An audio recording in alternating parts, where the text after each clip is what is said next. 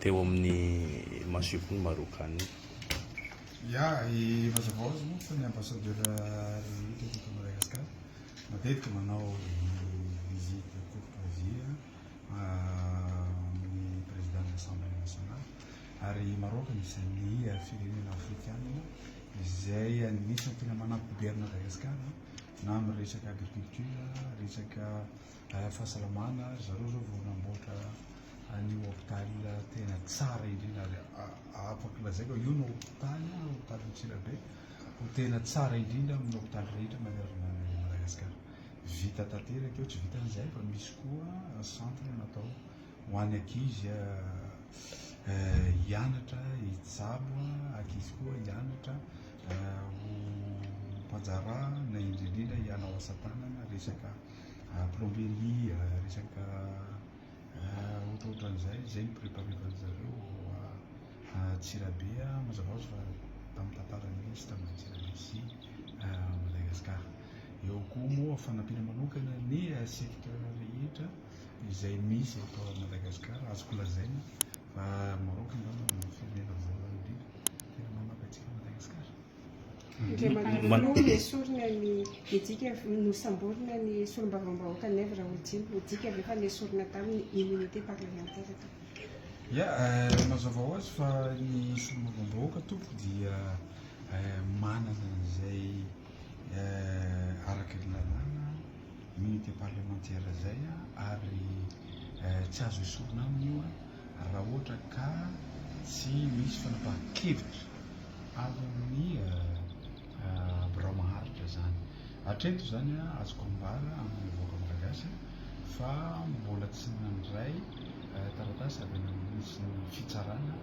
izay ataon'ny anteverim-pirenena dia mazava hoazy fa mbola tsisy fitsarana azo atao ny lemoto honorable Raolodina zany mandraka ny fahafatarana inona marina ny zavatra miseho anatin'izay zavatra fa tsy mety misy taratasy mazava tsara avy any amin'ny fitsarana manazava an'ireo mivory am'izay izahay birao maharitra mandinika an'izay le mivoaty izay na nesorana na tsy nesorana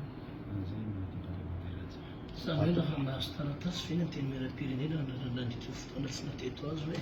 nandeha nitsabo tena tany ivelany izy sa tsy nafantatra mihitsy any koa No, izy mazava hoazy fa nitsabo tena tany ivelany izy ary fanjakana malagasy nitsabo azy natao opération ny toerana. Président, azo antoka ve ny firaisan-kinan'ny solombavam-bahoaka amin'ny fanohizana ny dingana fitoriana ny filoha teo aloha eo anivon'ny haute cour de justice mandritra n'ity fivoriana ara-potoana?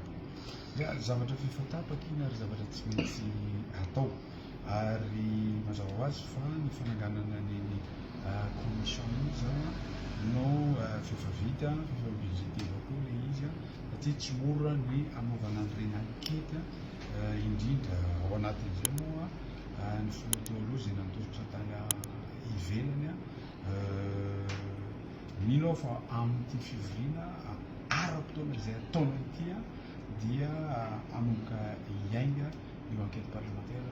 tsy momba ny filoha teo aloha fotsiny fa maromaro reny enquête parlementaire izay atao. Mety ho tafiditra ao anatin'ny fivoriana ara-potoana io Andriamatoa filoha mikasika indrindra ny fietratsika ny fifidianana na ihany koa refonte eo anivon'ny sini ataony sini. Anisany kabary izay ataoko rapitra io dia aleo tsy hiten'ny kabariko rehetra zay ataoko rapitra amitsika fa zava-misy mazava hoazy fa anisan'ny mission ty fanaovazan'ity ny andehanatsika amin'ny république fahadimy lapandorena tsy mety fifidianana re tompoko io ary aorian'izay ny fifidianana rehetra ny filohampirenena na nefa zay tapakitsika amin'ny concertation nationale eo izay no zavatra atao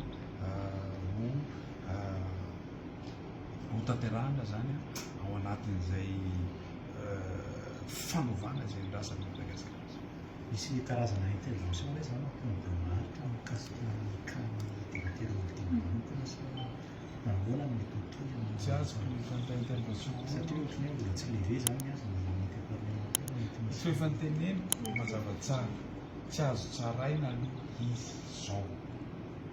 tant que tsy leve izay zavatra iray ka zahay koa tsy afaka manao ninino tant que tsy mahazo taratasy avy any amin'ny fitsarana.